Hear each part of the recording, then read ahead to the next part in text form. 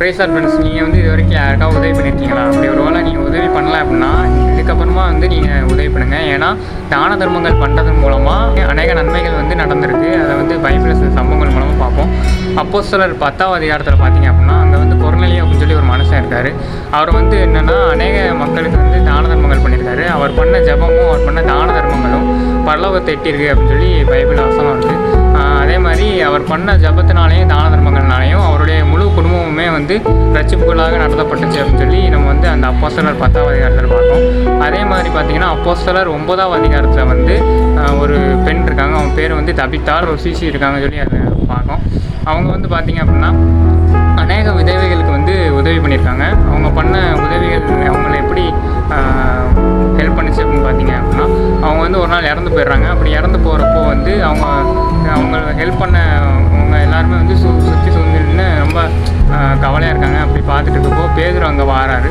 பேதுரு வந்து அவங்கள வந்து தபித்தாலே எழுந்துரு அப்படின்னு சொல்லி சொல்லும்போது வந்து அவங்கள வந்து உயிரோடு மறுபடியும் எழும்புறாங்க. இப்போது இதுலேருந்து நம்ம என்ன தெரிஞ்சுக்கிறோம் அப்படின்னு பார்த்தீங்க அப்படின்னா அவங்க பண்ணுற உதவி வந்து ஒரு குடும்பத்தையே வந்து அவங்களுக்கு மட்டும் இல்லாமல் அவங்க குடும்பத்துக்கும் உதவி பண்ணியிருக்கு. அது மட்டும் இல்லாமல் ஒருவேளை நீங்கள் வந்து உயிரற்ற நிலைமையில் இருந்தால் கூட அவங்கள வந்து உயிர்ப்பிக்கிறதுக்கு அந்த உதவி வந்து வளமையாக இருக்குது.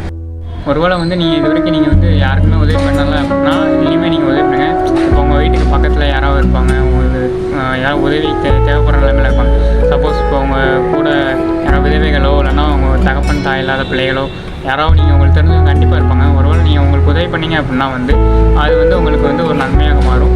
அது மட்டும் இல்லாமல் உங்கள் குடும்பத்துக்கும் சரி அது வந்து ஒரு நன்மையாக மாறும். ஒருவேளை நீங்கள் வந்து உதவி பண்ண முடியாத சூழ்நிலையில் இருக்கலாம். அப்படி ஒருவேளை நீங்கள் அப்படி இருக்கிற சுச்சுவேஷனில் அட்லீஸ்ட் அவங்களுக்காக ஜபமாக பண்ணுங்கள். அப்படி நீங்கள் ஜபம் பண்ணிங்க அப்படின்னா வந்து ஆண்டவர் உங்களுக்கும் சரி அவங்களுக்கும் சரி நன்மையை கொடுப்பார்.